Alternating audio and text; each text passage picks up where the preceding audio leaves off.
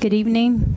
We are going to get started with the Administration and Public Works Committee meeting for Monday, April 23rd, 2018. We have a full quorum. Our first item for approval is approval of minutes for the meeting dated April 9th, 2018. A motion to approve? Move approval. Second? Thank you. Seeing no lights, no questions. All those in favor, please say aye. Aye. Any opposed? All right, motion carries. Next, we have a presentation for the National Drinking Water Week for third grade art contest winners. We'll have Mayor Haggerty up.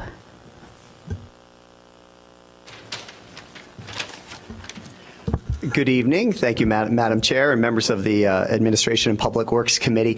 It is an honor to be here this evening with three incredibly talented third graders here in Evanston that we are going to recognize for National Water Week. National Water Week is coming up. It is on May 6th through May 12th. I don't think I have to tell any of you or the folks in this room how important water is in our lives and how blessed we are to have one of the freshest sources of water in the world in the Great Lakes. So we had three third graders who did these wonderful art projects, and I would like to call them up and recognize each of them. Daryl King, who is our director of the water utility here in Evanston, is up. And I'll mention when I get up here and have each of the girls come up the award that they are receiving today.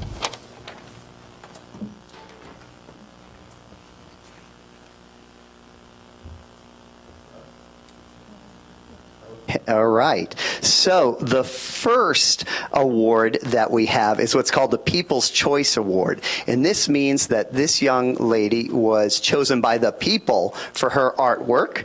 And so I right now would like to have Alice Brown come on up here from Willard Elementary School. All right, Alice, this is pretty exciting. We've got a couple different things for you. Let's have you stand, okay? And I think we probably want to get a real quick photo here with your artwork, okay? Your mom. All right, now I want you to stay up here, okay? Well, let's put it right here, or you can hold it there. All right, the second one that we're going to bring up, this one is the Mayor's Award. This meant that I had to choose the winner, and it was really hard because we had 20 different ones to choose from, and they were all fantastic, and we had boys and girls, even though you're going to see only girls up here today, as the winners. And so the second one is Lauren Barnett from King Literary and Fine Arts School. All right, let's get it.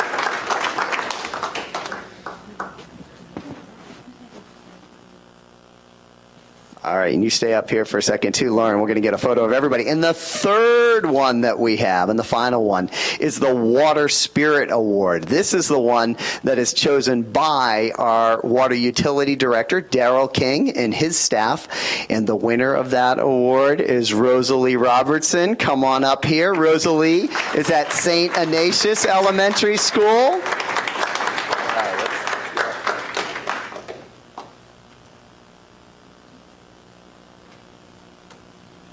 All right, now let's, we'll do, do I have a city? There we go. We'll do one photo. Let me quickly get in the photo with you, girls.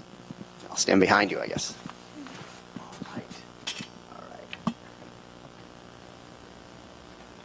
All right, how about a big round of applause for all three of these fine young people here in Evanston. Congratulations. Thank you for coming and such good artwork. Oh, the other thing is this art is going to be exhibited at the Evanston Public Library on National Water Week, which is May 6th through the 12th. And then when we finish displaying it there, we're going to see about displaying it here at the City Hall. We have a little mayor's board out there in front of my office where we put works of fine art. All right, so congratulations. We also have one other thing for each of you that Mr. King will give you, and then we'll just we'll go out one at a time. Alice, wow, look at that. Wow. All right. Let's do this. Let's put your artwork back here, okay, so folks can look at that while they're doing business, and we'll bring this to each of you. Thank you. Okay. All right, Lauren. Pretty nice. There you are. Okay, and Rosalie, here you go.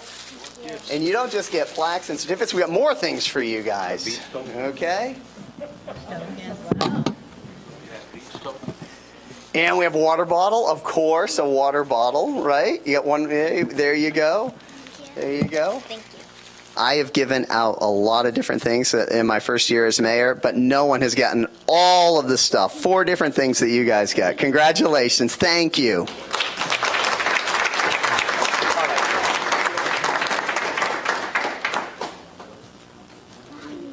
Thank you, Madam Chairwoman. Congratulations to our students. We are going to start with our agenda items, and we will take public comment as the item comes up. So if there's anyone who has not signed up for public comment, you want them to come talk to you? You can see Kimberly. Other than that, we're just going to call your name as your item comes up. First thing is payroll. Alderman Rainey, can you start payroll, please?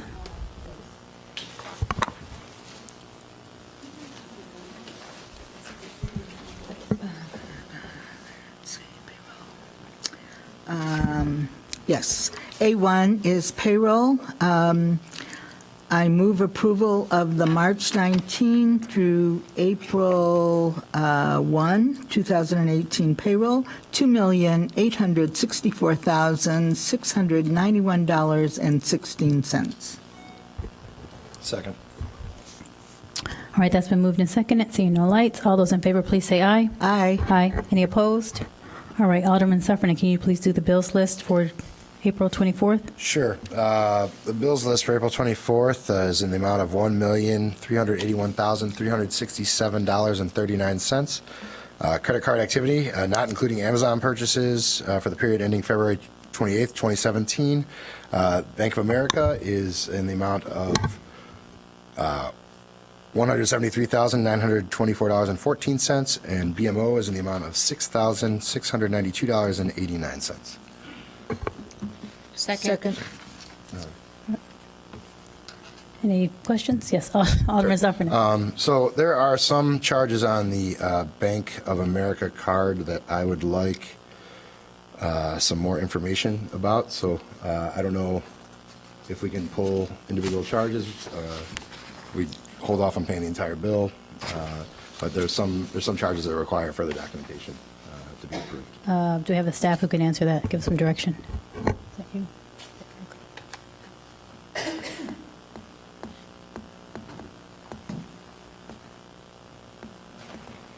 Good evening, Madam Chair, members of the committee. Erica Storley, Assistant City Manager. We could hold just the Bank of America bill if you wanted to pull that off of the agenda and then pass the rest if you didn't have concerns about the other expenses. Okay, sure. Yeah, I mean, there's probably 15 charges that don't seem to have receipts, and I'd just like to get clarification. So should we just pull that credit card off? Yes. Okay, excellent. I move that we do that. Second. Is there a second? All right, all in favor of pulling the Bank of America credit card, please say aye. Aye. Any opposed?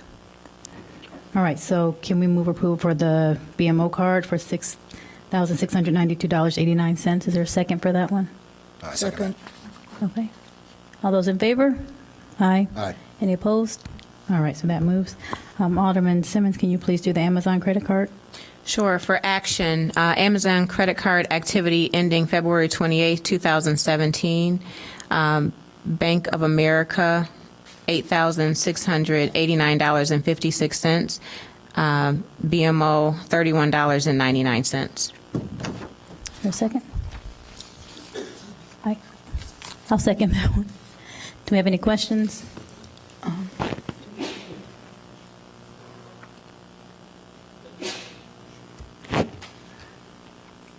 Alderman Rainey. Well, I'm not sure where this is because I'm reading it off the bills list questions. So could I just ask a question? Yeah, go ahead. I'm not looking at the bills list. I'm looking at the questions. The item about the cleanup, food, environmental health, TEPIC landscaping, property cleanup, vacant properties, 3 vacant properties where we did a cleanup totaling $3,900. I want to know, are those properties, even though they're vacant, I'm assuming they're owned? I don't know. if Do we have the it's staff who can gone. answer those I questions? didn't- I should have looked them up. I have the ability to look up the ownership, but I didn't have time. So I want to make sure we've liened those properties because nowhere did it say in the response that we liened the properties. That's all I want to know. All right. I'm pretty sure we did. Good day, Ike Obel, Public Health Manager. To answer your question, those properties, we can certainly find who the owners are. We can- But we can certainly find who those owners are. But when it comes to the vacant property grant that we got from the Illinois Housing Authority, if we are to lien those properties, that pretty much means that we will actually have to pay them back whenever we recover that money. So the grant itself is meant for just to go ahead and clean up those properties. But it doesn't say that we got these properties from HUD, from Illinois Housing Authority. So we do provide a vacant list of properties here in Evanston that are unoccupied or vacant. So that's the list. That's the list. That's the list there. But if we were to lien the property, so that means we will have to give back that money back to No, the Illinois Housing I Authority. understand that, but Okay. you don't say that that's what these properties are. So these are Okay. properties we got from the Illinois Housing, Authority. Yeah. we did. Yes. So these are our properties? These are Oh, properties. okay, well, you Yes. don't say that. Okay. All right. Okay. So we You can- should say we can go that. ahead and Okay, address that You then. should say that. Okay. Thank you. All right.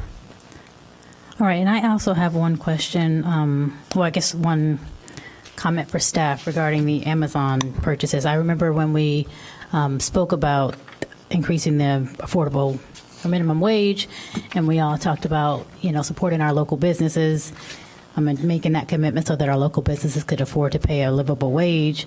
Yet it seems to me that we are not doing our due diligence here in the city of Evanston with addressing that with our staff purchases on Amazon. So when I look at our credit card bill, I see lots of things that are purchased via Amazon that can be purchased at our local, Ace Hardware or whatever, Target. And so I would like to direct our city manager, to direct our department chairs to make sure we are not shopping at Amazon when we could be shopping here locally. And I understand that's going to involve a little change of habits, but I think that we can do it, particularly seeing that this month or last month or February, I guess we spent, almost $9,000. And so those are local dollars we could be spending that I think Alderman Simmons and her committee have been making an effort to make sure we do in other areas. So I would strongly suggest our staff to do that with Amazon as well.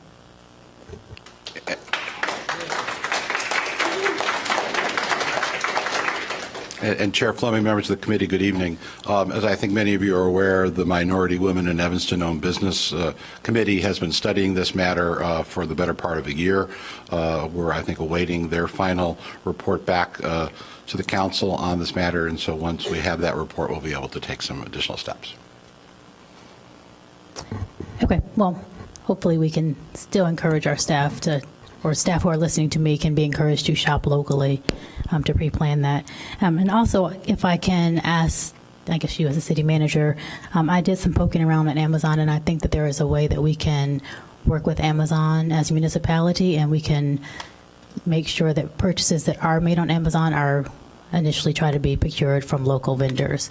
And Alderman Fleming, members of the committee, we have already taken those steps over the last 12, 18 months to do that. The spending is significantly down than what it once was. But again, we're waiting for the report from the MWEB committee to take additional action. Okay, well, I am hopeful that that will happen very soon, so thank you. All right, next item I will take is a 3.1, Sustainable Pest Control and Pesticide, and excuse me for being on the wrong. Did we vote on? Oh, I'm sorry. We need to, do we get a motion and second? Wait. Okay, thank you, sorry about that. So all in favor of passing Amazon credit card purchases, please say aye. Aye. Any opposed?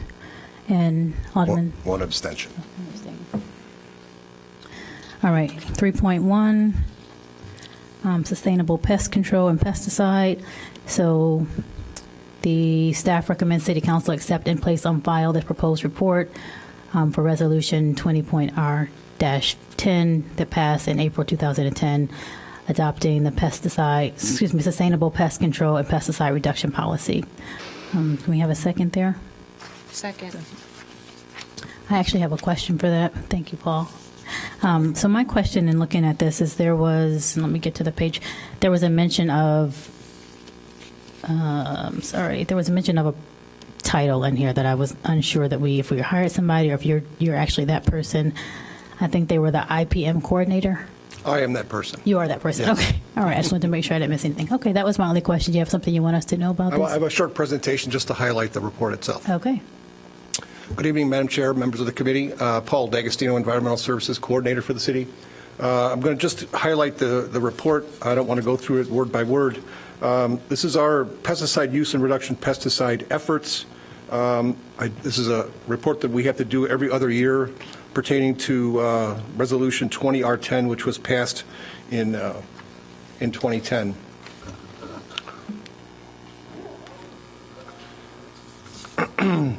The goal of this policy is to reduce pesticide applications on city-owned or leased properties to the maximum extent feasible through least toxic integrated pest management techniques. The definition of IPM, which was in that resolution, is a pest management technique that gives preference to the safest pest control methods and uses conventional chemical pesticides only when no other feasible alternatives exist. It addresses the underlying causes of the pest problems and seeks to find effective long-term solutions and emphasizes prevention.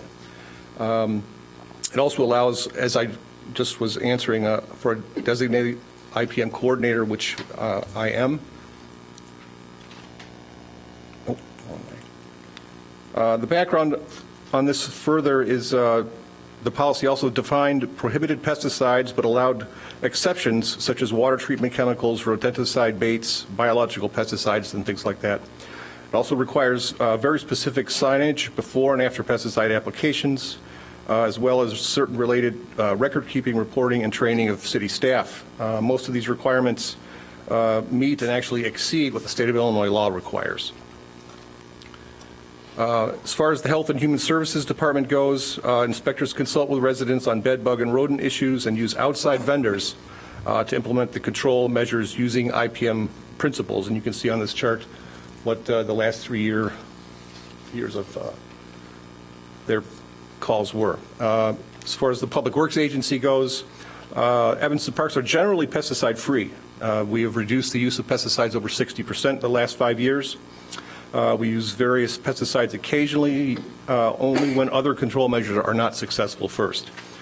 We have some very heavily used athletic fields in town, and they require fertilizers and some selective herbicides to maintain healthy and safe conditions because of their heavy use. It compacts the soil on a repeated basis, and the weeds we can't keep turf growing. We have to use the pesticides or the herbicides to get rid of those weeds. Herbicides are applied annually or biannually, depending on the specific field conditions. Beginning in 2017, only herbicides classified as toxicity category 3 are used per the resolution. Toxicity category 1 are the most toxic, and category 3 are the least toxic. Beginning in 2012, the city switched to organic fertilizers on all athletic fields and public parks. Athletic fields receive 2 applications of fertilizer annually, and some larger high-use parks receive 1 application on an annual basis. We're developing a web page now that will explain this policy and our pesticide reduction efforts. The web page is under development right now and will include this original resolution from 2010, the report, and this presentation, along with all the links from the report that are provided to help residents understand and learn more. I'm sorry. We have some partnerships. Since 2015, we've been working with Greenwise Organic Lawn Care, an Evanston firm, and the Midwest Pesticide Action Center to launch a pilot program for pesticide-free parks. We began in that year with Ackerman, Burnham Shores, Iden, Perry, and Trahan parks. And we added the grounds of the animal shelter in 2017, and we're going to be meeting with Greenwise later this spring to see if we can add more locations to this program. We have some other activities related to this. The mayor's proclamation to take the Monarch Pledge in 2016 led to some other activities we've undertaken recently. We revised the city's weed ordinance last year. We've done the installation of a monarch-friendly garden on the Morton Civic Center grounds, and we've expanded ongoing efforts to remove invasive species along the North Shore Channel with replanting of native plants to encourage both migratory birds and pollinators of all kinds. And this effort along the North Shore Channel has actually been made possible by a $100,000 grant we received from the National Fish and Wildlife Foundation's Chi-Cal River Funds, and we're going to continue working through 2018 using these grant funds for that work. Some non-City of Evanston pest control services and practices that we found out about while we were writing this report. Commercial pest control services, schools, daycare centers are all regulated by the state of Illinois. And those are pertaining to all of their pesticide use and applications both inside buildings and outside. Mosquito control is carried out by the North Shore Mosquito Abatement District and by the City of Evanston. And this is all based on IPM principles with the goal of minimizing deleterious effects of the environment and non-target organisms while using the most effective means of mosquito control available. Ridgeville Park District follows IPM practices inside their buildings, uses a pest control company that specializes in these practices, and pesticides are not used on any of their park grounds. The Union Pacific Railroad uses an outside contractor to maintain their track beds along its right-of-way. Maintenance consists of cutting and spraying all vegetation within that area twice per year. They've actually begun a pollinator project, pilot project along their right-of-way, and hope to expand this effort where their space allows on their own right-of-way.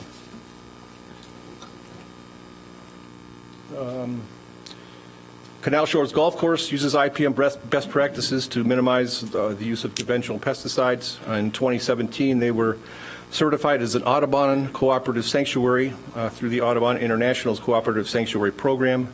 And meeting this certification standards was an extensive 3-year process, and they continue to make progress and more improvements every year on the golf course.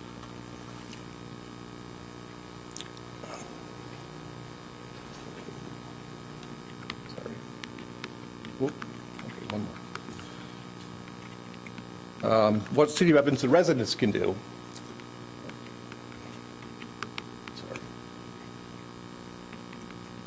The report includes many recommendations for Evanston property owners on how they can reduce pesticide use on their own properties and yet still be able to control both indoor and outdoor pests, including bed bugs, rodents, and mosquitoes.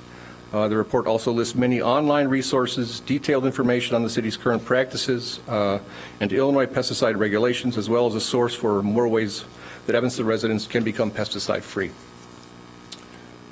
Since we're going to be doing this report every other year, we have some substantial goals between now and 2020. We want to conduct an annual in-depth training with city employees, with all city employees who are licensed pesticide applicators. Achieve and document further reduction in toxicity of products used. We're going to also have a goal of eliminating the use of glyphosate anywhere on city property. And glyphosate is the active ingredient in Roundup, which is a very commonly used weed killer. It was recently added to the list of chemicals known by the state of California to cause cancer or reproductive toxicity as published on Proposition 65 list in that state. Any chemical on that list is defined in our own policy as being prohibited. However, the EPA recently released a draft risk assessment of glyphosate in December of 2017 that states it is not likely to be carcinogenic to humans. So we're monitoring that situation to see if anything changes on that front. We're also going to explore the use of biosolids on city property from the Metropolitan Water Reclamation District as an alternative to synthetic fertilizers and toxic pesticides. We're going to develop criteria to select city properties to add to the pesticide-free parks program based on aesthetics, visibility, and our own labor needs. We're going to codify best practices such as twice yearly aeration, metrics to use, such as percentage of dandelions reduced to showcase the beauty and practicality of pesticide-free city properties. We're also going to try during future capital improvement projects to reduce flooding and improve drainage in our selected city parks, as this is a real problem and leads to directly to poor turf conditions when you have flooding or really poor drainage. And lastly, we're going to be taking photos this year and then again in 2020 to document our progress. We'll probably take some in 2019 as well. We're going to continue to expand and enhance the content of the city's webpage about pesticide use and reduction. We're going to develop and implement a comprehensive public outreach initiative to educate residents, property managers, and landscape contractors about our own pest control and pesticide reduction policy and engage them in reducing their use of pesticides. And lastly, give special attention to the larger institutions in the community, including both the school districts, Northwestern University, Evanston Hospital, and President St. Francis. And interestingly enough, a few of these local entities, when we questioned them about their own current policies, they actually asked to see what our policy was. So I think we have them headed in the right direction, or at the very least, we got their attention. So with that, I'm happy to take any questions. Thank you. Any questions from the dais? Nope. All right, thank you. Thank you very much. All right, next, Alderman Rainey, can you introduce A3.2? We have 15 speakers. So after you introduce, then we will call for speakers, and each speaker will have 3 minutes. Yeah. Could I, you want me to introduce it, right? I would like you to Yeah. introduce it, Thank and then you. I'm going to Thank call you. for speakers. I really appreciate that. I want to make a statement first, all right? Over the years, I know the Evanston aldermen have been very supportive of our staff, and I think I have been extremely supportive of our staff. And I was absolutely shocked when I opened the packet and I read that our staff wrote that I question the necessity of bike lanes on Dodge. Never, ever, and I want everybody in this room to hear, and everybody out in television land to hear, that never, ever did I question the necessity of bike lanes on Dodge. And I am accusing the staff member who wrote that of throwing me under the bus. I resent it. Here is what my position is, and my position is what the position of many, many of the residents who live on Dodge, and I'm talking about a very small strip of Dodge from Kirk Street, the 300 block, to where, I don't know, those of you in the audience who are here to oppose removing all the bike lanes on Dodge, which is not the case, from Dodge to the nursing home, Dobson Plaza, that strip, is filled with single-family homes who park on Dodge, okay? I don't want any patronizing from the cyclists who say, oh, people can't take change. We can take change. It's not change. There are two sides here. There are people who cycle, and there are people who live there. Some of them have lived there 40, 45 years. And when you take those 3 blocks that I want to reverse, and they want to reverse to the traditional bike lanes, there are 28 people in that short distance, 28 people who are 94 years old to 70 years old. And if I went to 65, there'd be a huge boatload more. 28 people. There are actually a lot of people in their 90s in that strip. That does not include 120 Dodge, which is the nursing home. Doesn't include them. So, these are people who pay taxes just like the cyclists do. It's very important that cyclists are protected. I understand that. You need to be safe. It's 3 friggin' blocks. The homeowners need to be safe. The pedestrians need to be safe. When you get out of your car, if you are a homeowner on Dodge, the distance between your door and moving traffic, great big buses, cement trucks, you name it, 18-wheelers, you are this far from a moving vehicle. You open your door, it's one thing to get hit by a cyclist. It's another thing to get hit by a cement truck. It's another thing to get hit by a moving car. You are in moving traffic.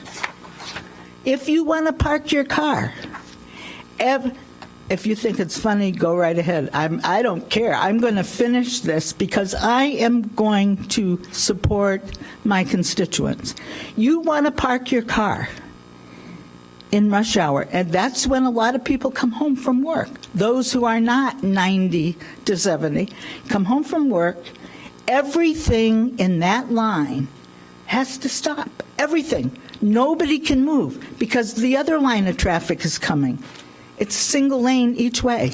There aren't turn lanes there except at Mulford Drive where you go into the Levy Center.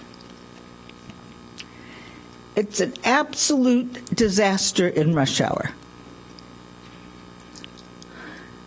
The lanes stop at the nursing home because that's the route where the ambulances go in. So in that strip from Kirk down, you have Dawes School. Ever been to Dawes School when school starts? Double parking, etc. When Dawes lets out, double parking, etc. We have crossing guards in the middle of the street. We have cars parked out. We have bike lanes that are empty. We have cars parked out into the traffic lane.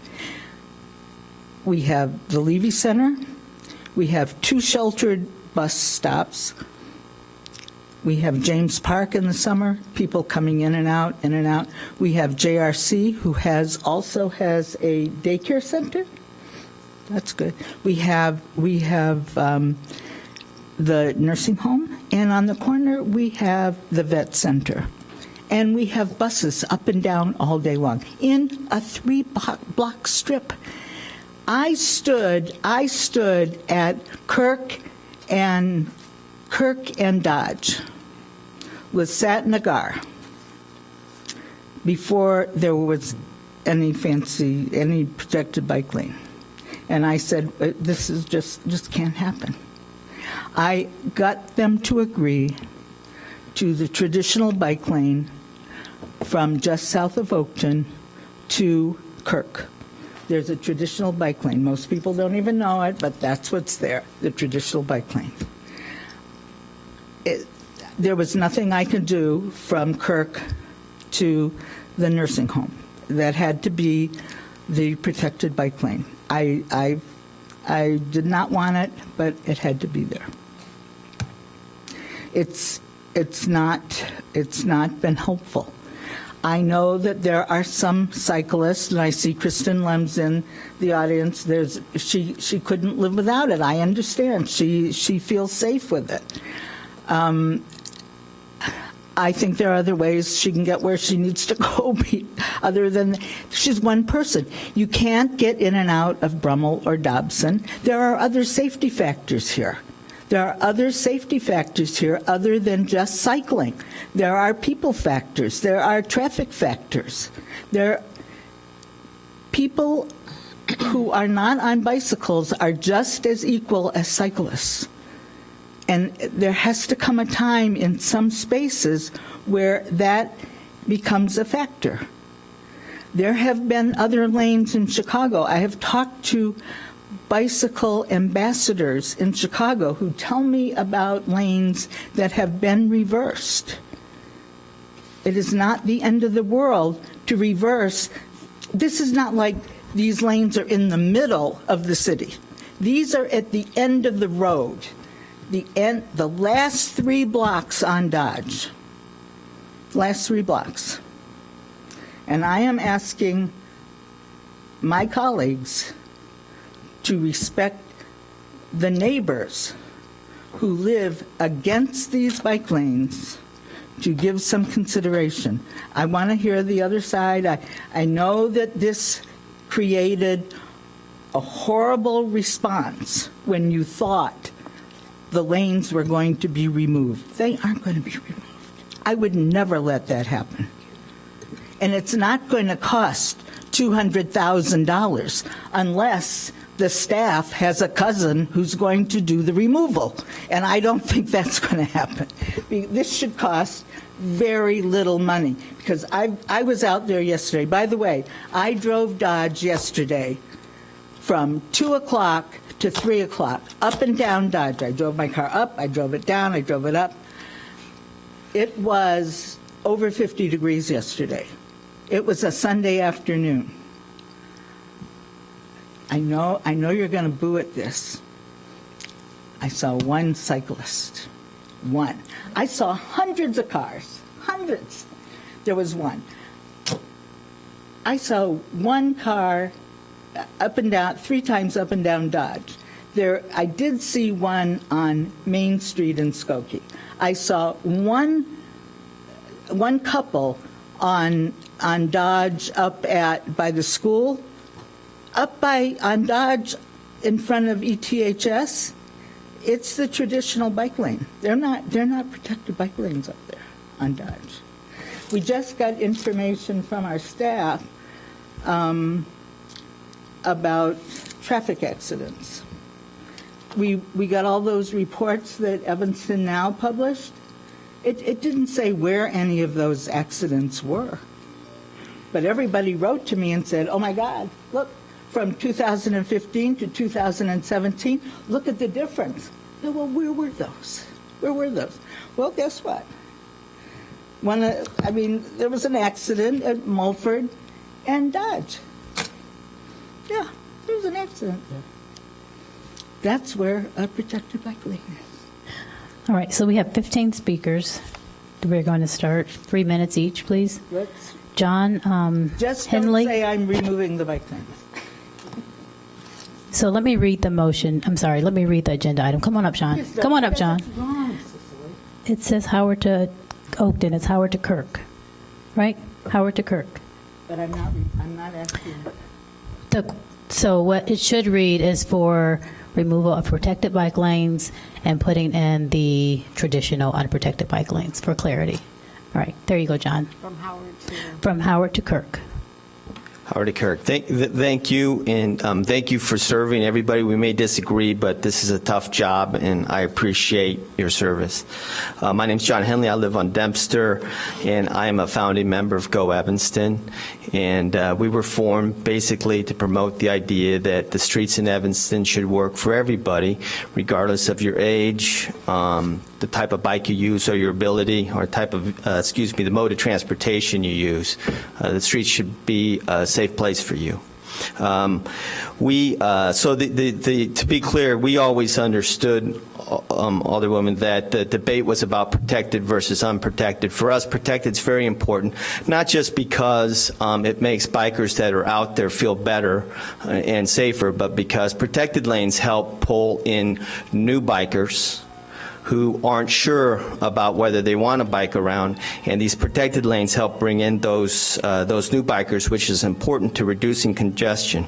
As you said, there was data and on the safety issue. The data is real clear, although frankly, it's not enough data. We need 4 or 5 years worth of data to really understand the impact of this. But the big winners on the new configuration on Dodge was actually drivers, because we've gone from 27 injuries to 11.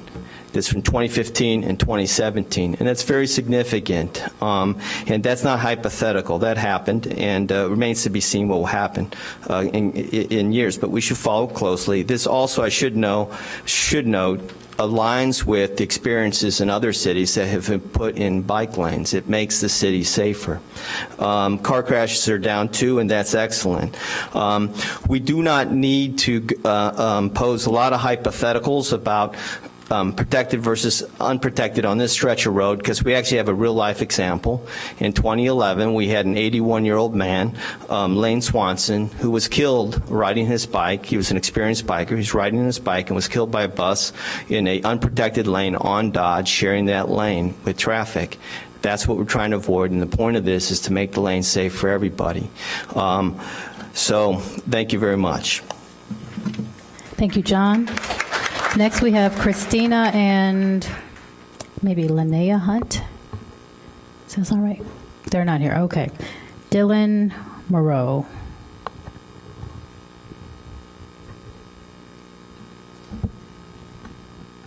My name is Dylan Morrow, and I am 10 years old, and I think we should keep Evanston safe for children to ride bicycles to James Park, because I have soccer practice at James Park, and I want to be able to ride my bike to James Park. Thank you. Thank you, Dylan. Next, we have Joseph. Joseph, no last name, or... Oh, sorry, Daniel. That's okay. Come on up. Good evening. I am Dan Joseph, resident of Evanston. I'm 74 years old and ride my bicycle to Jewish Reconstruction's congregation at Dodge and Mulford. I'm going to go tangential for a second. And when I used to operate a bus for CTA on Skokie and on Dodge. And I would never let anybody throw Alderman Rainey under my bus. Would never happen. And also, I want to thank Alderman Rainey for getting Dodge speed limit reduced to 25 from 30. It was her, she that did it, and I'm very happy about that. Okay. I find that 99.44% of motorists and bicyclists are polite and courteous. The same goes for elected officials. And city staff is 100% polite and courteous. To paraphrase Voltaire, Evanston is the best of all possible worlds. Please keep it that way. Thank you. Thank you. Leo Sherman. And while Leo's coming up, if Russell Wagoner wants to get in line, you're next. Russell. Good evening, all. My name is Leo Sherman. I live on the section of Dodge that Alderman Rainey suggests that we change. It's to everything that Alderman Rainey said. This is a unique area. There are things there that don't exist elsewhere along Dodge, and that's why we have a unique problem here. One of the things is that we have two CTA bus lines. We have concrete trucks. We have refuse haulers that go back and forth between the area on McCormick and Oakton. We have semi-trucks that take deliveries over to the shopping mall over on Oakton and crossing the park and up on Dodge. These are very narrow lanes that they're going down. In fact, buses have to cross over the yellow line in order to pass by parked cars, and they especially do it whenever there's open in that area. There was 16 inches taken away from the traffic lane to create these bike lanes. And what that created was a buffer between parked cars and a bike lane. That's wasted space because what's happened is that the residents have to park to avoid being sideswiped, losing mirrors, having damages to their cars. They park in that buffered lane. So effectively, we have a widened street, and regardless of this bike lane.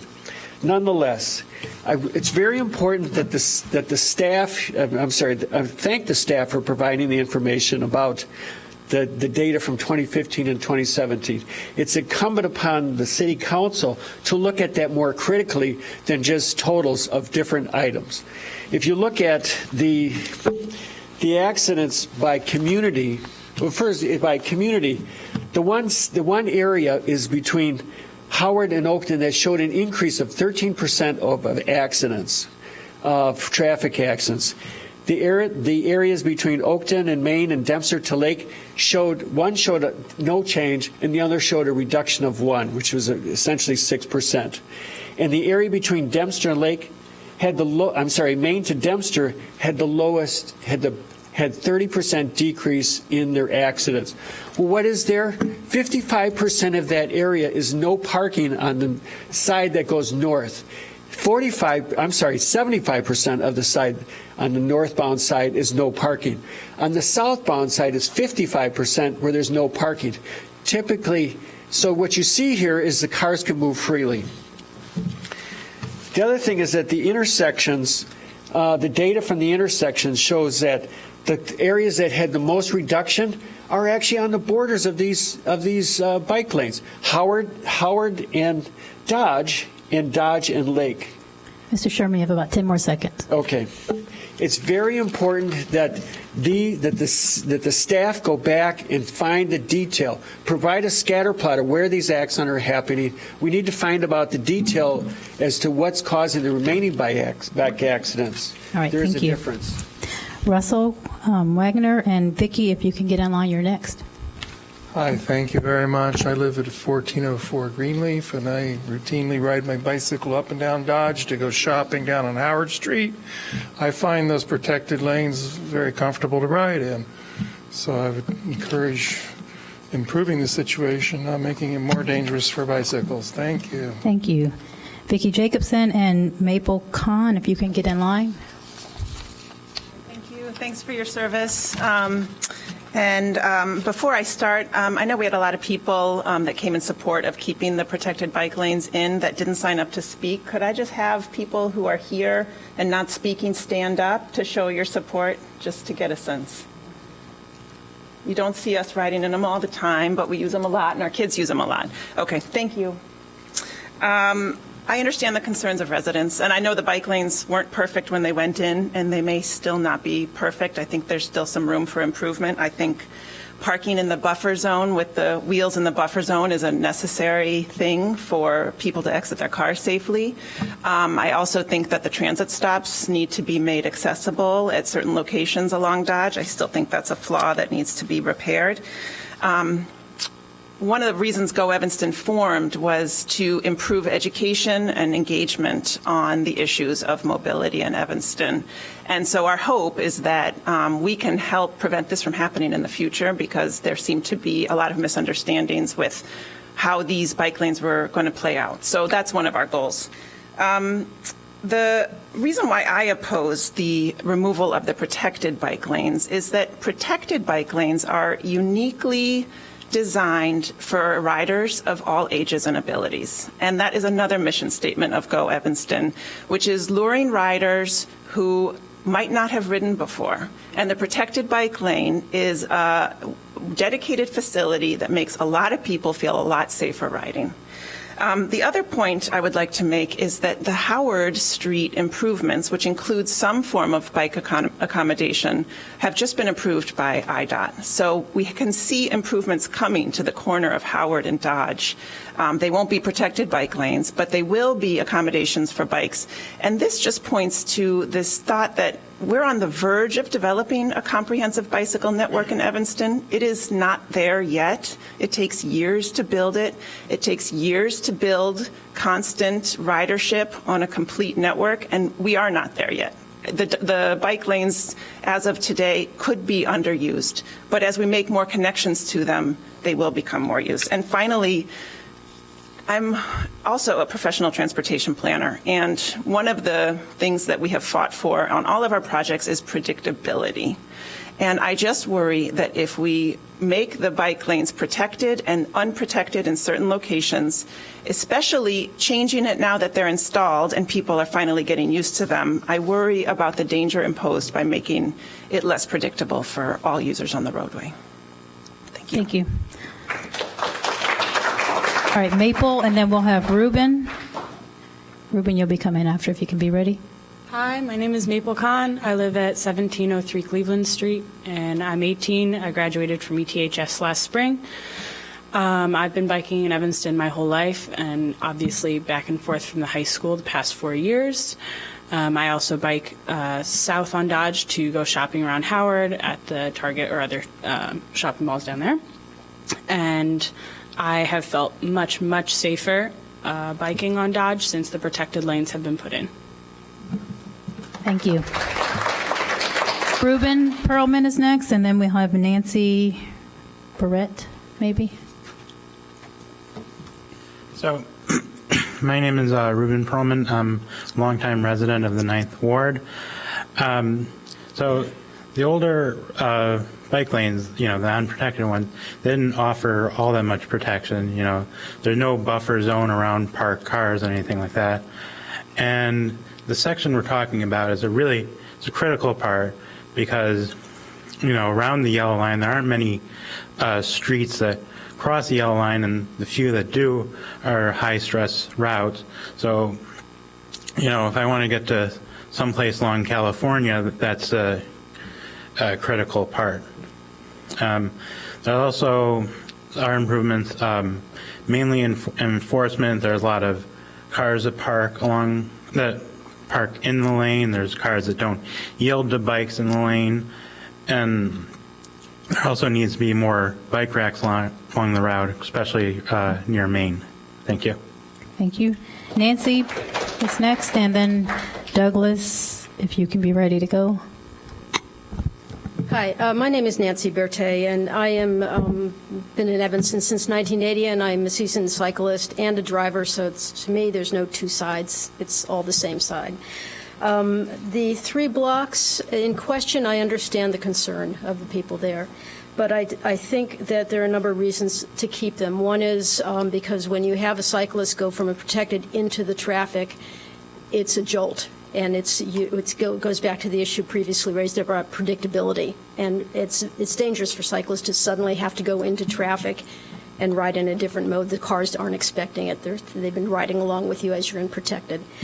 I also fear that if the protected lanes are taken away from those 3 blocks, that it will send a signal to other people who don't want to share, don't want to try to make cycling and biking and walking and all of it work at once in Evanston, and they'll start arguing the same points. I live on Dodge, and I farther north on where it meets Greenleaf, and I ride that route all the way down, and frankly, it connects, that whole route in Evanston now connects with the marked bike lane in Chicago and California, which goes straight down and connects with another marked bike lane, like delineated actually bike lane on Peterson, and goes all the way. And so you can actually drive all the way, ride your bike, protected, marked, and then delineated, marked with lines, not just the bike mark, all the way far into Chicago. And it would really be a shame to see that go.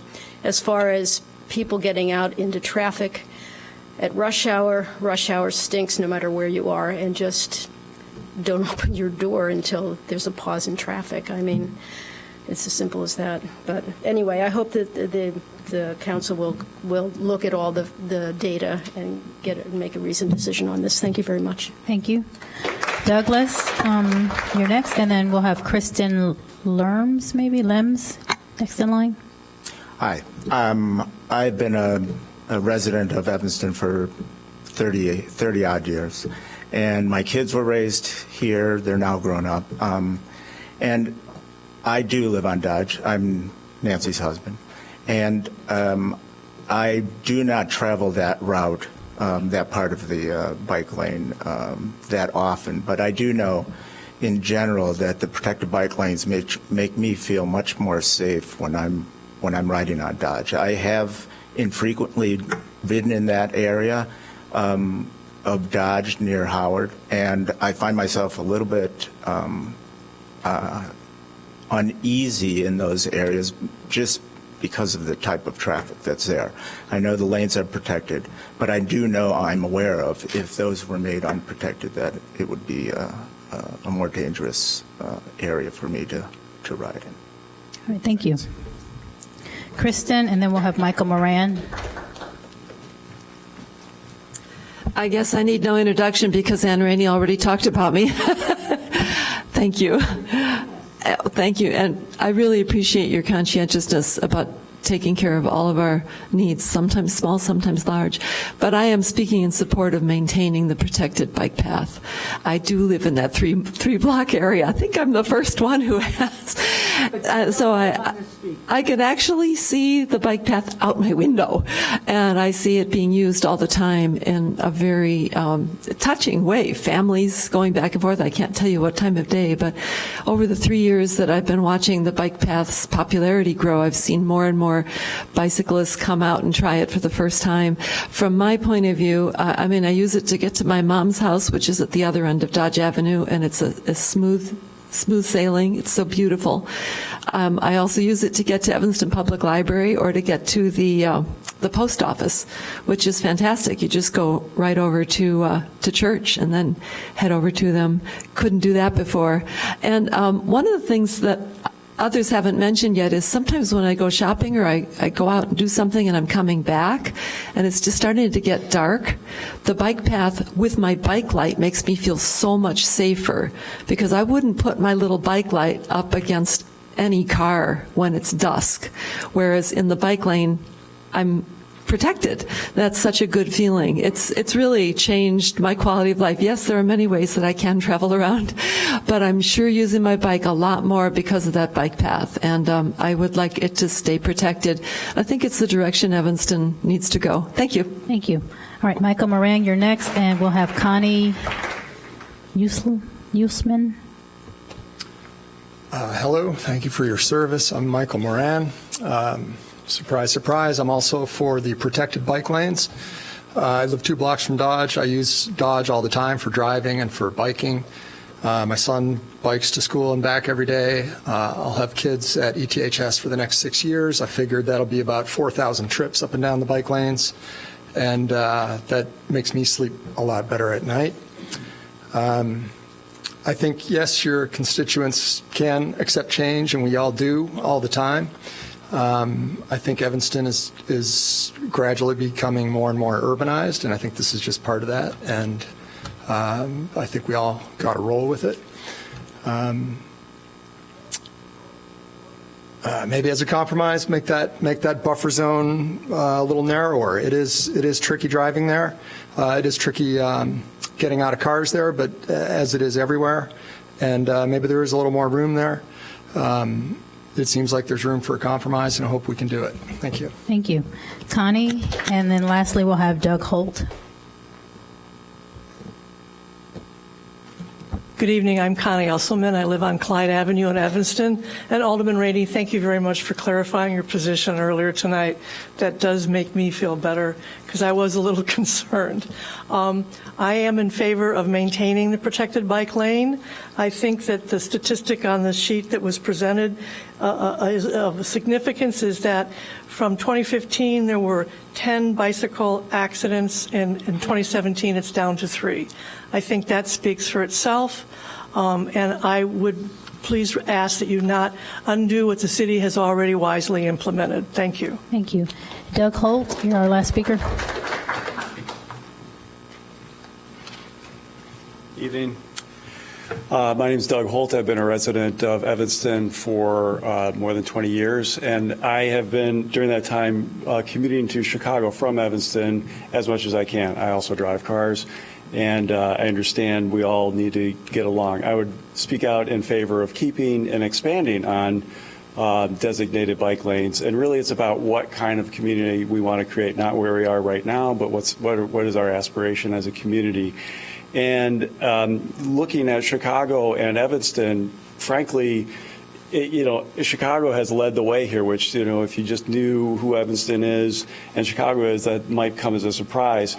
But honestly, I think that Evanston has been slow in taking this up, and sometimes there have been tragedies such as the Northwestern student who lost her life, and only after that the city put in a protected lane, and I use that regularly in addition to the Dodge lane. So I would just urge you to really and commend you for the progress, but also I would just say the work's not done, and there are many bike lanes where you go and it suddenly ends, such as the one on Sheridan. And so I think there's more work to be done, and I'd urge you to continue the progress and not take a step back. Thank you. Thank you. All right, so Janella, was this moved for discussion? Okay, so I move this A 3.2 for action. Do we have a second? Second. All right, any discussion? Just Alderman Rainey. Well, I've lived here for 58 years, so that's longer than anybody who spoke, and I think these lanes need to be reversed.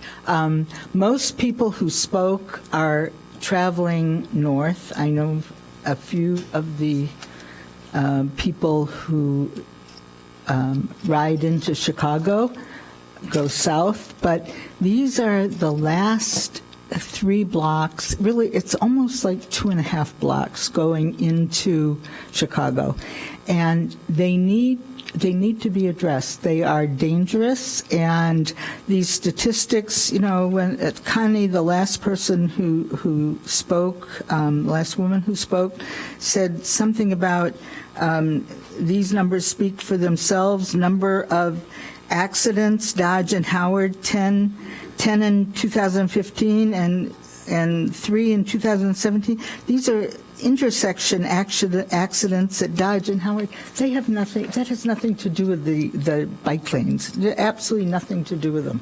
That has nothing to do with. I don't know what the point of that statistic is. As a matter of fact, there were more side swipes in this area.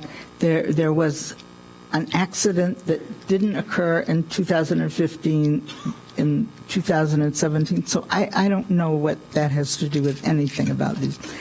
It has to be looked at. Somebody has to go out there who is an expert in this kind of thing and watch the daily activity there and see how disruptive and how chaotic it is. It is almost like a circus.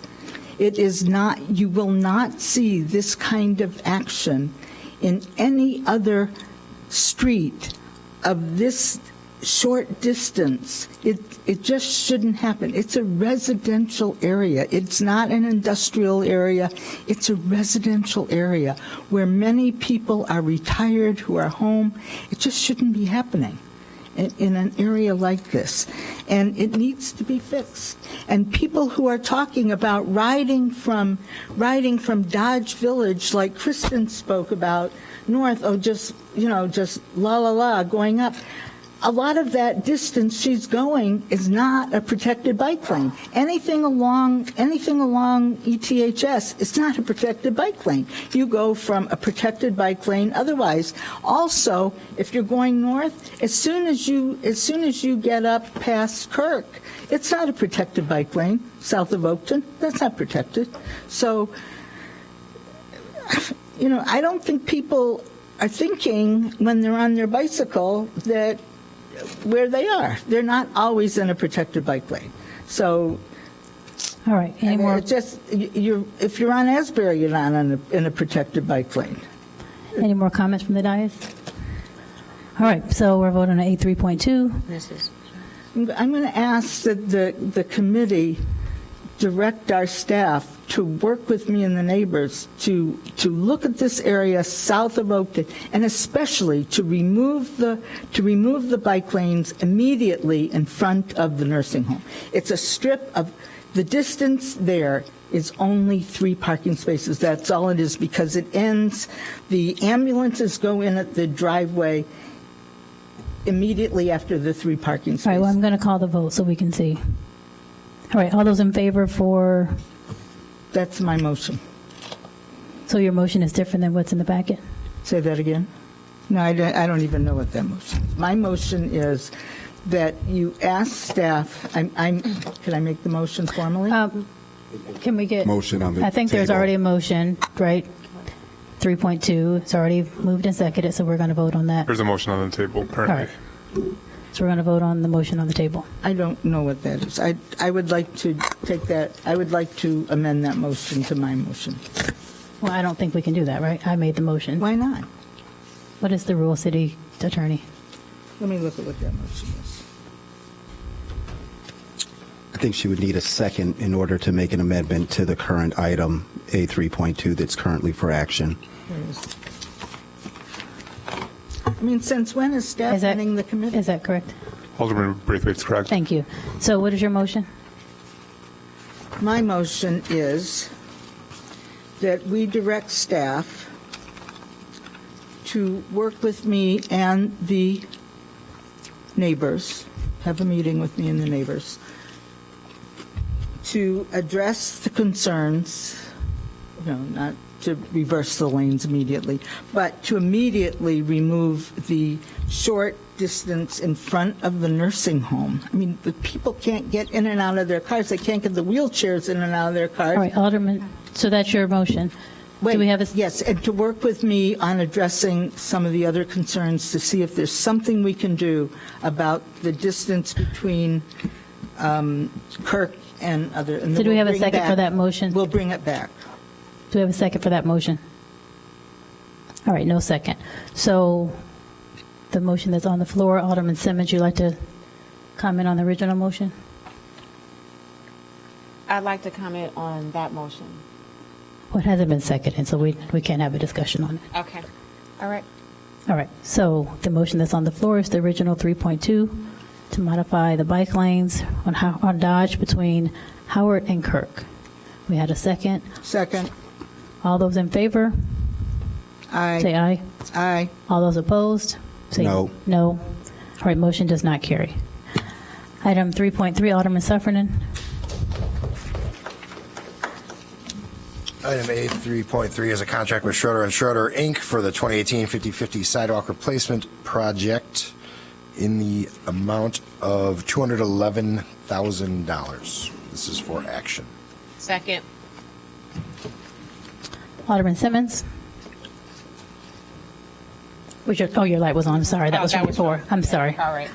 All right, have a second on that. Seeing no comments, all those in favor? Aye. Any opposed? Motion carries. Alderman Simmons, 3.4, please. Staff recommends City Council authorize City Manager to execute a contract for the 2018 water main improvements and street resurfacing project with Boulder Contractors in the amount of $2,410,717.49.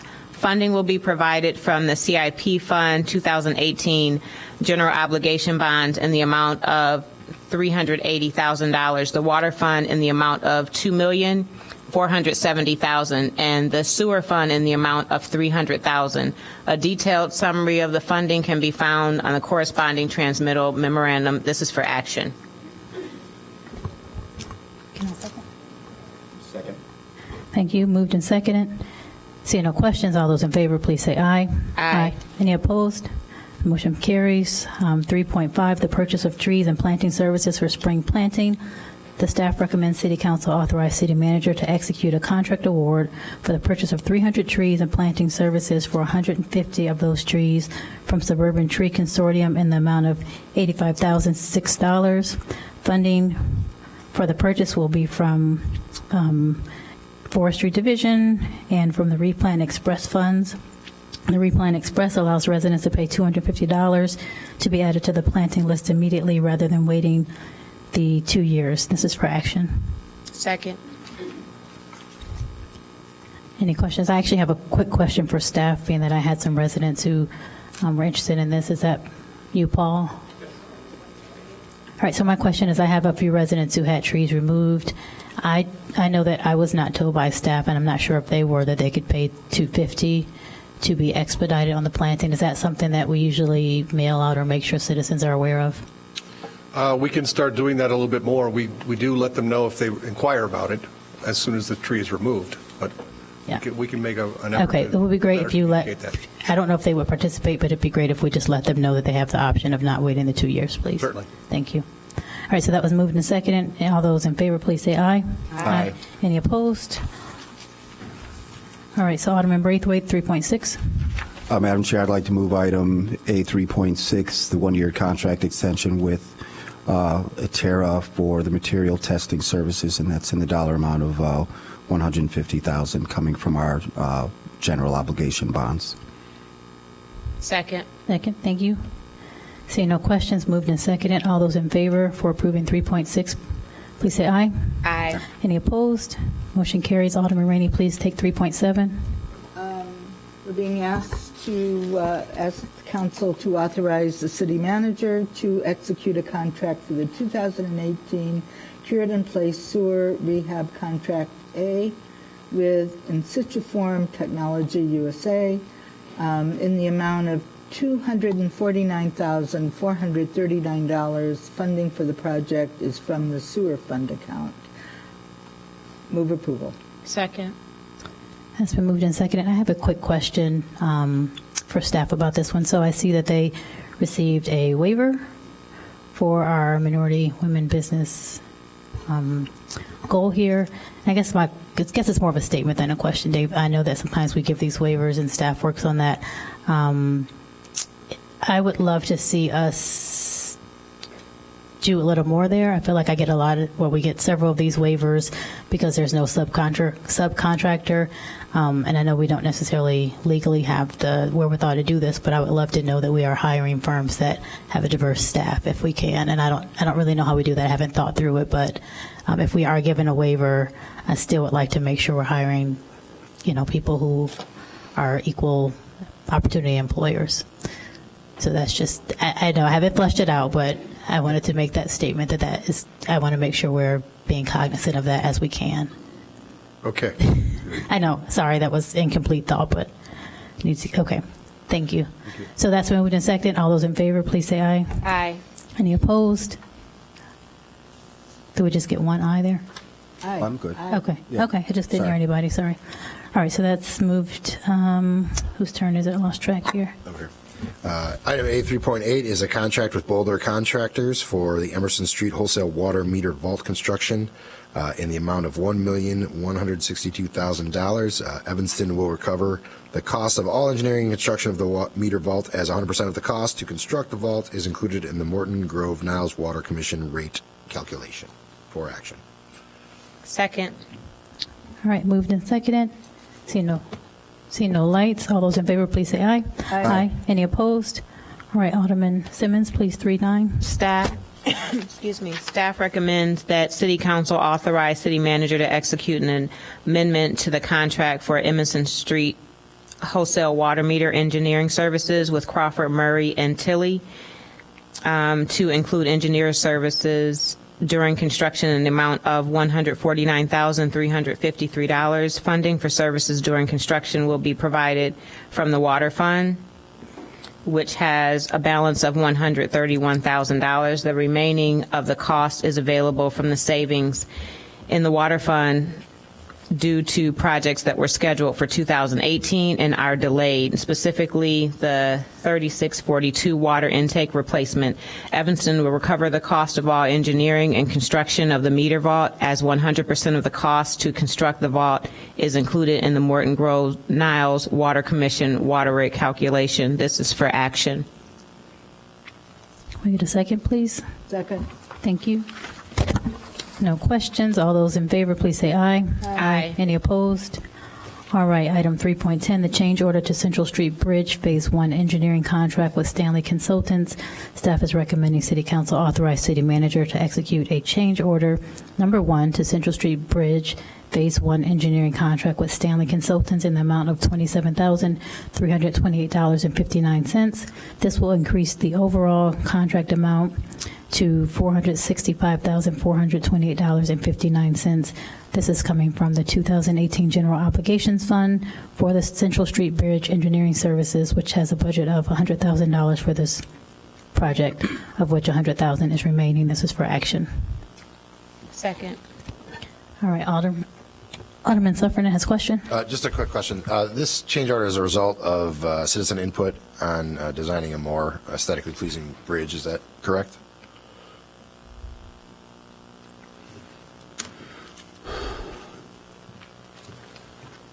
Good evening, Dave Stoneback, Public Works Agency Director. Yes, this change order is as a result of meetings with residents and trying to improve the aesthetics of the bridge. Okay, got it. And I'll have a question on the next one too, so just save me the trip. Thank you. All right, so that's been moved and seconded. All those in favor of this change order? my light on. Oh, I'm sorry. Didn't see that. I wanted to know, it's to make it look prettier, right? That is correct. So the current design has a crash barrier that's on the exterior of the bridges at the edge of the sidewalk over the canal. There's concern because that's a crash-rated structure. It's not as attractive as it could be, and therefore, if that crash barrier was moved to the edge of the sidewalk between the sidewalk and the pavement, then a more decorative railing could be placed on the exterior of the bridge, and that's what one of the things that's being contemplated with this change order. Does it make it safer compared to the way it is currently designed? It would potentially provide more protection to to pedestrians, but pedestrians don't have that same level of protection on regular streets that aren't bridges. There's no crash rail between pedestrians and pedestrians on a normal sidewalk. About on other bridges we have, like the bridge on, some of the... There are, yes, generally there are. The crash rail, I believe, is more between the sidewalk and the pavement rather than on the exterior.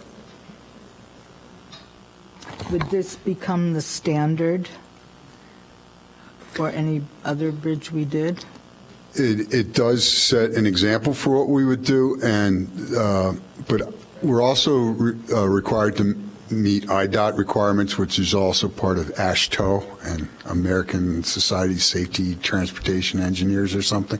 And so they change their requirements all the time as well. Part of the discussion started that some of the residents thought the 19-inch high railing would be more aesthetically pleasing, but that isn't what IDOT will currently allow. They require a 42-inch high crash rail. I have a question that when you talked about this, I wasn't clear when Alderman Rainey asked, was this something that we have on other bridges? So when I think about the bridge that goes over the canal, over by the Arboretum, I'm not visualizing that we have this buffer. We do over Bridge Street, on Bridge Street at the canal.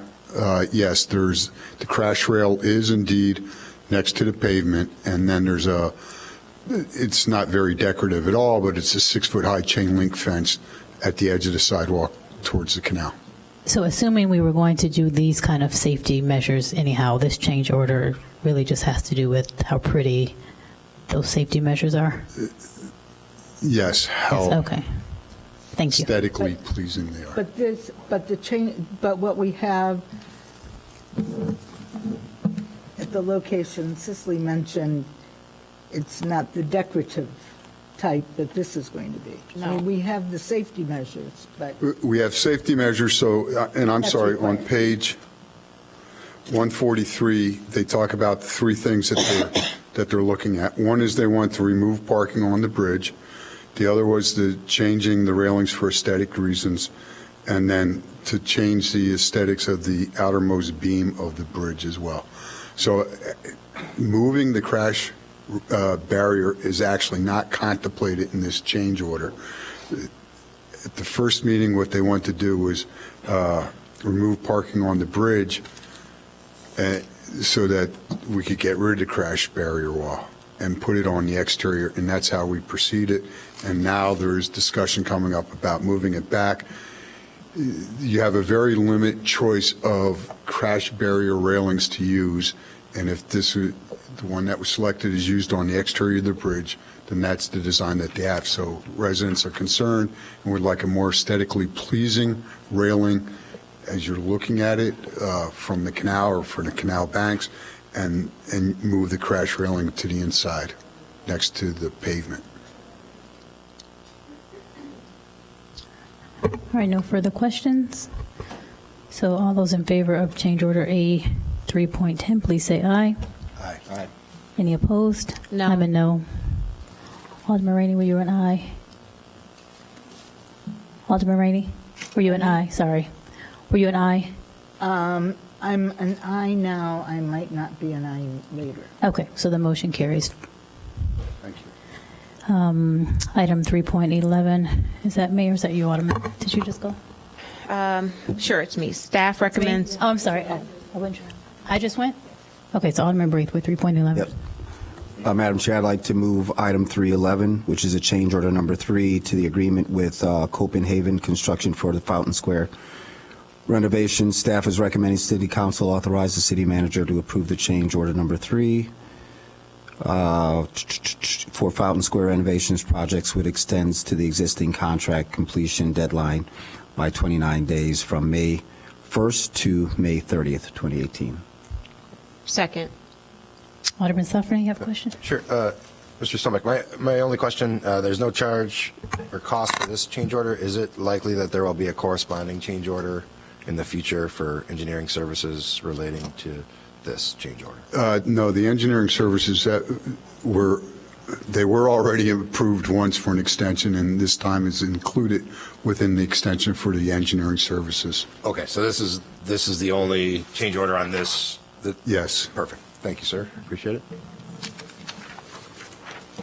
Seeing no more lights, all those in favor of 3.11, please say aye. Aye. Aye. Any opposed? All right, Alderman Rainey, please do 312.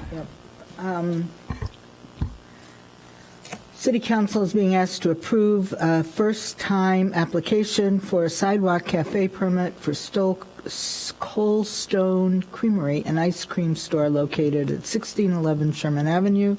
The sidewalk cafe will consist of 3 picnic tables with 6 seats each for a seating capacity of 18 and will operate Sunday through Thursday, 12 to 10, and Friday through Saturday, 12 to 11. This is for action. I move approval. Second. Thank you. Seeing no questions, all those in favor of approving 3.12, please say aye. Aye. Any opposed? Alderman Sufferman, 313.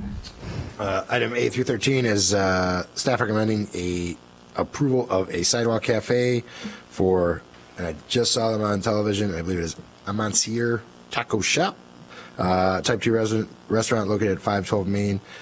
2 seats for a seating, one table with 4 seats and one table with 2 seats, seating capacity of 6. This is for action. Second. All right, seeing no questions, all those in favor, please say aye. Aye. Any opposed? Motion carries. 3.14, Alderman Ruth Simmons. Staff recommends City Council authorize City Manager to execute a 3-year sole source agreement with Tyler Technologies, New World ERP, in the annual amount of $98,609 for financial management and human resources payroll process with a $4,000 one-time software fee for a total of $299,827. The new contract includes software support, maintenance, upgrades, and hosting. Funding will be from the following: 85% from the IT fund, with the current balance is $361,416.63, and 15% from the water fund, with the current balance of $84,810. This is for action. And second, Second. Alderman Rainey. Are we making this payment all at once, or are we paying it over 3 years?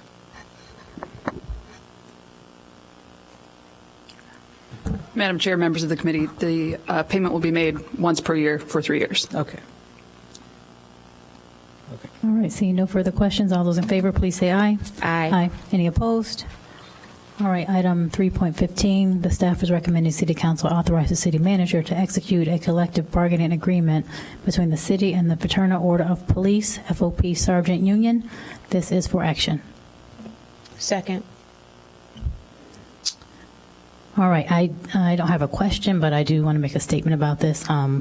I am going to encourage our staff as we get to the budget talks for next year and you all enter the fall for our contract negotiations that we, I'm sure we're doing this, but for the record that we are very aggressive with these contracts. We understand, or I think the city residents are starting to understand that we are looking at some more deficits this year. So I'm hopeful that our union staff will be mindful of that as we implement these contracts, and ultimately these costs go to our taxpayers.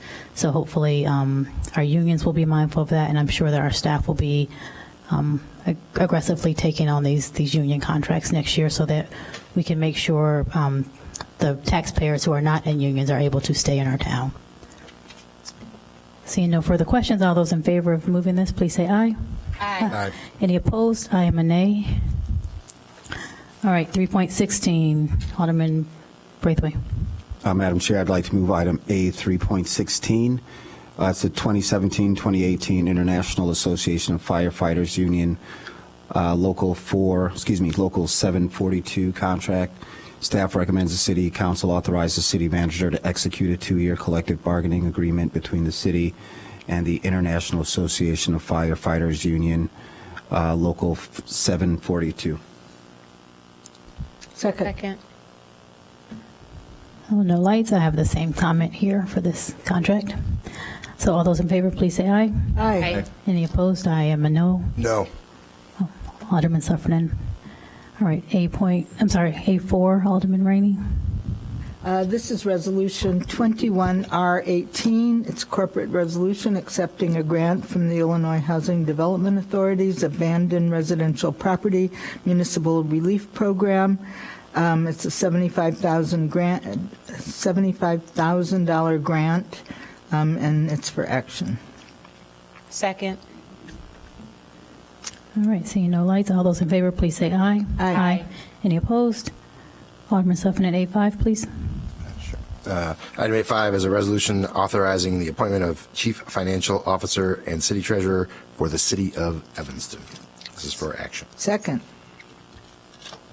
No lights, all those in favor, please say aye. Aye. Any opposed? All right, A6, we have a speaker, Donna Sue.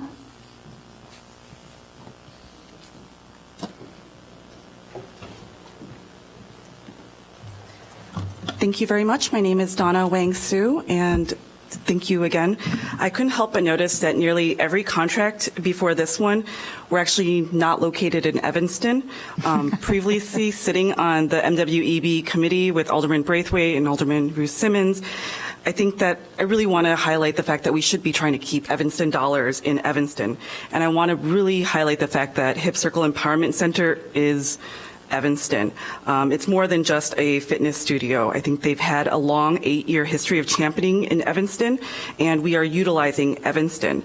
We have the support of the Evanston Community Foundation. We're working with many local service providers for the design and construction of the build-out and only taking bids from Evanston companies and business people. And additionally, like I said, they're more than just a fitness studio. Hip Circle mentors Evanston teens through the mayor's summer youth employment program. They also provide teacher training and scholarships for jobs. For administration, we have a work-study program. Did you know if you work just 3 hours a week, you get a full fitness membership for the month? That's something. I really encourage all of you to check out a class or even attend a workshop. You know, this weekend we've got Ditch the Overwhelmed. For many of you, Alderman Braithwaite, maybe Claudia can come. Other than that, I think there's additional reasons why this move is going to be good for Hip Circle to move to the Howard Street. The class workshop event schedule really brings daytime visitors to Howard Street for something beyond just food and drink. Hip Circle also contributes to the diversity of Howard Street businesses. You know, we are women-run and minority-run. Hip Circle also adds a vibrant and diverse business use to the Howard Street area, contributing to its revitalization. And on top of that, Hip Circle really provides and offers affordable dance, fitness, health, and wellness services to all ages in an underserved neighborhood. There's even more reasons why I think Hip Circle really adds to the Evanston economic development. We bring Chicago residents into Evanston, spending more money in Evanston. Hip Circle has community connections to the Maine Dempster Mile and the Black Business Consortium. And on top of that, Hip Circle provides flexible jobs, opportunities for women, and this move also puts property back on the tax rolls and generates new rental income for Evanston. I thank you for your time and your consideration. I hope that you will continue to support Hip Circle here in Evanston. Thank you. Alderman Simmons, can you actually read A6, please? I did the speaker before we moved it. Oh, sure. Staff recommends City Council adoption of Resolution 23R18, authorizing a 5-year loan of $25,000 to Hip Circle Empowerment Center for tenant improvements at 727 Howard Street. The Howard Ridge Tax Increment Financing Fund is the recommended source of funding for the estimated $49,889 construction budget. The city, as landlord, is providing a tenant improvement allowance of $25,000. The remaining $24,889 will be in the form of a loan and repaid with interest during the first 60-month term of the lease agreement, and this is for action. Second. Alderman Suffernan. Mr. Zalazek, thank you. I have just a clarification, a question on the rental rate per square foot. Is it $18 or is that a miscalculation? Thank you. Madam Chair, members of the committee, I'm Paul Zalmazak, the Economic Development Manager. Couple of corrections on page 357. That rental rate should read $15 a square foot. That changes the numbers a little bit.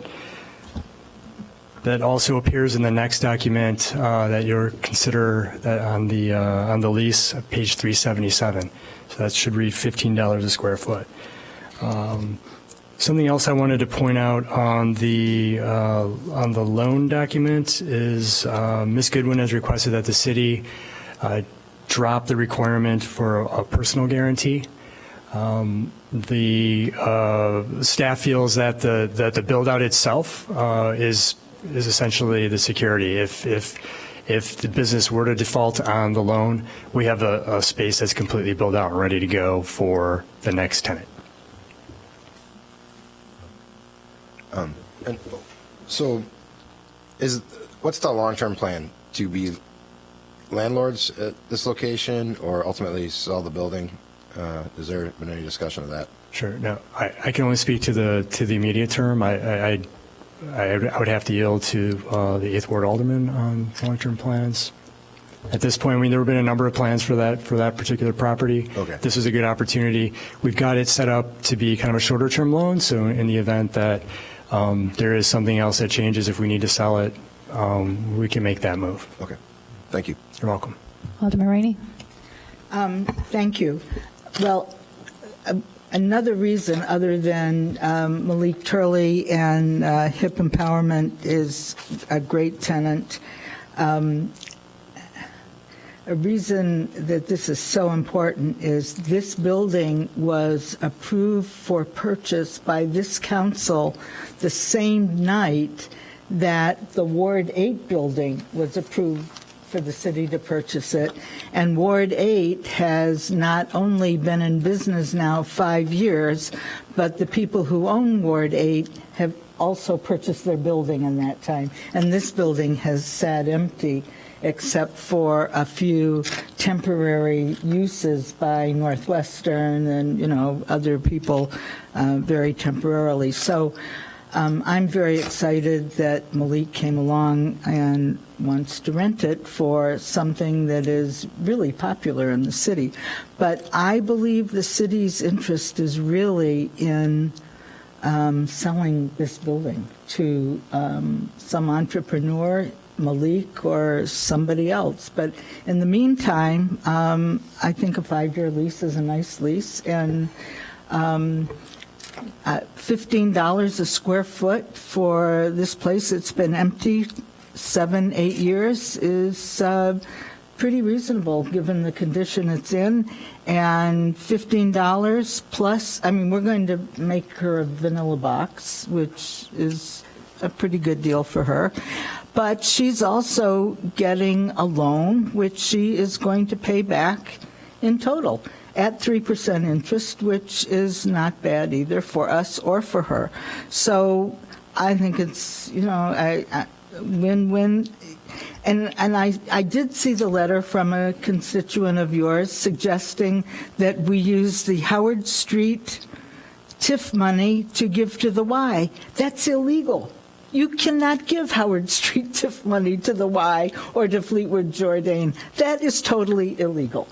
The only place you can use, and I'm going to say this until there's not a drop of Howard Street TIF money left, you cannot use the Howard Ridge TIF money any place but on Howard Street between Ridge and the CTA tracks, from the middle of the alley behind Howard Street to the curb. You can't use it anyplace else. You got to use it there. That's why we created it, and that's where we're using it. We bought this building with TIF money for something like $300,000, and Malik is only using half of it. And hopefully she'll be so attractive somebody will want to rent the other half. Or she'll get so, important, she'll expand and then buy the whole building. I don't know. We've been pretty lucky on Howard Street, and maybe we'll get lucky with her too. So, but hopefully somebody will buy the building. The only building I'd like to see us keep forever is the old outpost, 633 Howard. But otherwise, everything's for sale that we own down there. All right, I have another question for staff. So the no personal guarantee, is that something we've done for other business owners? Well, typically, Chairman Fleming, we have some security. In this case, the fact that Ms. Goodwin is operating as a nonprofit, it's kind of challenging to assign all of the security to her personally. It's kind of a different business structure. So we felt that the way the build-out is occurring, even the portion that she's paying for, is pretty much standard build-out. The 50,000 estimate is pretty much what would it cost to build that space out. It's in pretty raw form. So we feel that the security itself would be the space. I mean, there's really nothing that she could take from the space. It's all built in. It's electrical. It's plumbing fixtures, things like that. So the short answer, we typically always have security. But for reasons I just explained, I think this could be a case where we make that an exception. Thank you. Yep. All right. Seeing no other lights. All those in favor of approving A6, please say aye. Aye. Any opposed? With amendments? With the staff amendments? With the staff amendments, I suppose, right? Because it's new, the new square footage price is $15 per square foot, and the loan is now at no personal guarantee. Is that on there? Yeah, that's correct. And for the next item on the agenda, it's the same issue. The numbers appear as 18 and not 15. All right, thank you, Alderman Braithwaite, for You're welcome. clarifying. All right, A7 is Ordinance 60-0-18, 5-year lease of city-owned real property located at 727 Howard Street to Hip Circle Empowerment. This is the staff is recommending City Council adopt this ordinance authorizing the city manager to enter into a 5-year lease agreement of the city-owned property at 727 Howard Street with Hip Circle Empowerment Center. This is for action. Second. No lights. All those in favor, please say aye. Aye. Any opposed? All right, thank you. That passes. Alderman Braithwaite, A8, please. Alderman Braithwaite, A8, please. Sure. Madam Chair, I'd like to move item A8. It's ordinance 57-0-18, updating the authorized signatures and financial institutions for deposits/investments for the city of Evanston. I guess I could read his name into public. So staff recommends City Council adopt the ordinance 57-0-18, adding Hitesh Desai as a depository signature to city accounts. Need a second? Second. See no lights. All those in favor, please say aye. Aye. Any opposed? Alderman Rainey, A9, please. Is there, Sorry. I guess, is there any reason why we can't just do it for introduction and action? I just caught that. I believe there is no reason. Yeah, just do it for introduction and action. So we need to revote on that? Janella, do we need to? Yeah. Do we have to suspend rules for that? All right, Yeah. we'll suspend the rules. Can we, Do we need to revote? do you want me to reread it? Yes, that would be great. Okay, perfect. My apologies. So we're going to I'm going to move item A8 for introduction and for action. So it's the ordinance of 57-0-18, updating the authorized signatures and financial institutions for deposits and investments for city fund. Staff is recommending that City Council adopt this ordinance 57-18, adding Hitesh Desai as a depository signature to the city accounts. So we'll move to suspend the rules. Second. All right, thank you. All those in favor, please say aye. Aye. Any opposed? Alderman Rainey, 3-9, please. Amending the ordinance 25018 is for introduction, amending the city code for the Public Works Agency. We're being asked to adopt 25018, amending Title 7, Chapter 1 of the Evanston City Code Public Works Agency. The ordinance also codifies block party permit processes. Second?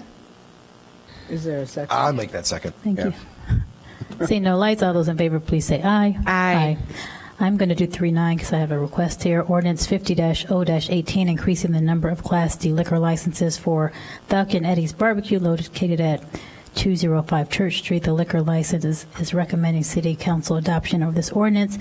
amending our city code subsection 3-4-6D to increase the number of Class D liquor licenses from 49 to 50, and permit an issuance of Class D liquor license to Falcon Eddie's LLC, doing business as Falcon Eddie's Barbecue at 825 Church Street.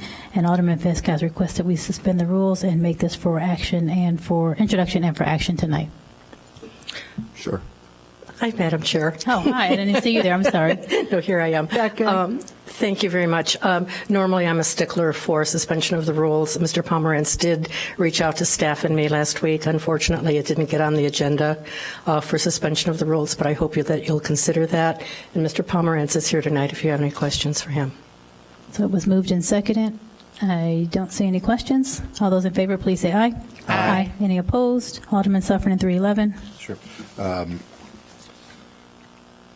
Item A11 is an ordinance increasing the number of Class F liquor licenses for the Target store located at 2209 Howard Street. This is for introduction. Second. No, not Howard. Oh, it is Howard. Yeah. What are they doing? Second. All right, that was moved and seconded. Do we have any questions, any comments? All right, all those in favor, please say aye. Aye. Any opposed?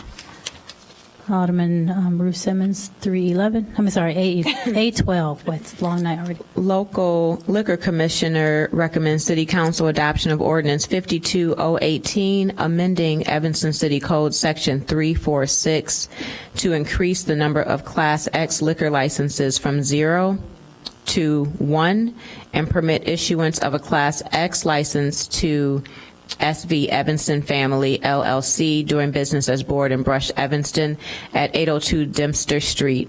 Alderman Wilson is recommending suspension of the rules and for introduction and action. Second. All right, seeing no lights, all those in favor, please say aye. Aye. Any opposed? All right, A13, ordinance 53-0-18, increasing the number of Class F2 liquor licenses for Beni's Beverage Depot located at 1111 Chicago Avenue. The local liquor commissioner is recommending City Council adoption of this ordinance, amending City Council Code to increase the number of Class F2 liquor licenses from 0 to 1 and permit the issuance of the Class 2 license to Gold Standard Enterprises Incorporated, doing business as Beni's Beverage Depot located at 1111 Chicago Avenue. This is for introduction. And a second? Second. Thank you. See no lights, all those in favor, please say aye. Aye. Aye. Any opposed? Alderman Braithwaite, 14. Sure, Madam Chair. I'd like to move item A14 for introduction, ordinance 54-18, amending the City Code Section 3-4-6F, eliminating the 500-foot restriction from other Class F licenses. The Local Liquor Commission recommends the City Council's adoption of Ordinance 54-0-18, eliminating the restriction prohibiting Class F liquor licenses to be within 500 feet from another Class F liquor licensed establishment. Wait a second. Second. All right, seeing no lights, all those in favor, please say aye. Aye. Aye. Aye. That's okay. Alderman Rainey, can you take the last one, please? That was good. I'm having a little problem about some of these. So I was getting ready to maybe ask for a when quick little we explanation also. Pardon me? Should we just get a brief explanation from staff? Well, I mean, before we- it's obvious what's going on. I Right. mean, Benny's is going across from Right. Jewel on Chicago Avenue, and Right. Target is going next door to Jewel in the Right. shopping center. So- And Let's talk about it. I'm just asking for a little personal privilege, Madam Chair, and I'm sure I got a notice about this hearing about the Target in the shopping center, but I must have been out to lunch because I do not remember getting a notice of this. And it's a big deal that Target is getting a liquor license in the shopping center. And I'm just wondering, is there anybody here from the Liquor Commission? Is Teresa here? Alderman Rainey, Mario Tretto, Assistant City Attorney. I was actually present at this meeting. It was during the Liquor Control Commissioner meeting. This has been an ongoing issue. While Target was being presented, there was also a discussion to make sure there are some businesses that are already within the 500-foot requirement. No, I'm not talking about the accessory ordinance. I'm talking about the notice about Target applying for a liquor license in the Howard Shopping Center. I believe proper notice was given for the local liquor meeting. You put it in the elevator or something, but I mean, it's such a big I think deal. the city manager has some clarification. But I'm talking, just a minute. I asked you for personal privilege. You did. I thought that Mario didn't have to And I'm talking to the city answer. attorney. Was I notified separately about this? Anyway. Madam Chair, members of the committee, based on the council's direction from a couple of years ago, we actually put on the Liquor Commission agenda when the aldermen are notified. So for the agenda of April 4th, 2018, it says that a notice was sent to the applicant and Alderman Rainey on February 27th, 2018. So again, because this has come up before, and my bad. We could be happy to get a copy of that. But again, if I was sent it, I have a copy. Okay. And there were 4 different items that meeting. One was in Alderman Wynn's ward, one was in Fisk, one was in Rainey, one was in Wilson. So it says for each when the notice was sent to the alderman. So this was at the April 4th Liquor Control Board meeting. Wow. All right, thank you. And do you send them to neighbors or anything? I don't know. No. I think there's different requirements for different permits. They are not sent to neighbors. Okay. Alderman Braithwaite, does that answer the questions that you had? Not really.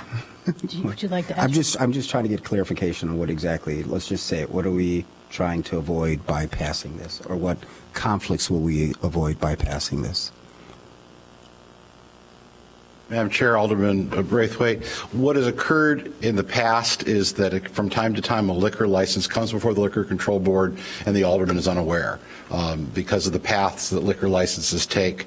Sometimes the alderman is very much involved. Sometimes they just come to the counter and put forward an application. So what we instituted several years back was this process to make sure that as part of the agenda packet for the Liquor Control Board, the notation of the notice for the alderman. Okay. So that when the Liquor Control Board meets, they know that each of the aldermen have been notified because of the various paths that liquor licenses take to get there. It's kind of funny that she missed the notification, but okay, got it. And again, I'm reading from the agenda from April 4. I have. Okay. It's a fairly good system, and we wouldn't make up the date, I don't think. So we'll be happy to get a copy of it and make it available if Alderman Rainey would like. Thank you. If it was sent, I still have it because I never deleted it. So we are at A15. Is that correct, Janella? Yes. For A15. Did somebody read it? Did I read that one? Nobody read it yet, right? Okay, A15, Ordinance 55-0-18, amending City Code Section 3-4-6F, eliminating the 500-foot restriction from other Class F1 liquor licenses. The local liquor commissioner is recommending council adopt this ordinance that eliminates the restriction prohibiting Class F1 liquor licenses to be within 500 feet of other Class F1 liquor license establishment for introduction. So, thank you. Alderman Rainey. I would like to report that I do have an unread email from the Liquor Commission. All right, thank you. So we have this, A15 has been moved and seconded. Do we have any questions for this one? All right, seeing none, all those in favor, please say aye. Aye. Any opposed? All right, I am bringing back an earlier motion for the Bank of America credit card that was pulled off the agenda. Yes, Madam Chair, thank you. I was just seeking clarification on if the entire Bank of America card was pulled or just the transactions in question. What are we moving on to the council? Then that's you, Tom? I can list the transactions in question, or? we could- I'm just asking, would you like to address those questions We at the just hold council it meeting? over, Alderman Sufferton, just paying attention to the time, and we can get some additional 'Cause we do need information. Well, but she from- needs to know if we're just holding over those transactions. I think the question was only for those transactions that Alderman suffered in. We do need to pay the remainder of the bill. Right. So I think the only questions that we had, if I'm clear, were those that needed receipts. Yes. Right, so if we could just pass that item and note, I have a new title for you, or a new number for you, Total. sorry, for the total for the credit card purchases. It would be Okay. $172,207.24. Right, 172,000, what? $207.24. 24 cents. Okay. I appreciate it. Thank you. We'll make that adjustment. Alderman Rainey? Were those checks already written? Were those charges already, you mean the charges that we're pulling off? Were the checks written? Were those charges already paid for? These were credit card charges, so the charges were from the February Oh, they're 29th on- statement. Sorry. Did you have something? I'm good. Okay. All right, so we are going to adjourn the APW meeting. It is 7:55. We will start Public Works meeting at 5 minutes after 8. Can I have Planning and development. planning and development, I'm sorry, at 8:05. Can we have a motion? So moved. Second. Thank you.